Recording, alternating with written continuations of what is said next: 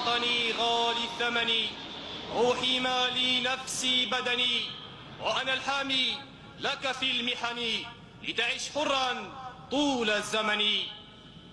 يتبع السرب الأول سرب آخر مشكل من 5 حوامات من طراز صقور، تتقدمهم حوامة حاملة للعلم الوطني تحت مرافقة وحماية حوامتي القتال مي 28 من الجيل الرابع صائد الليل.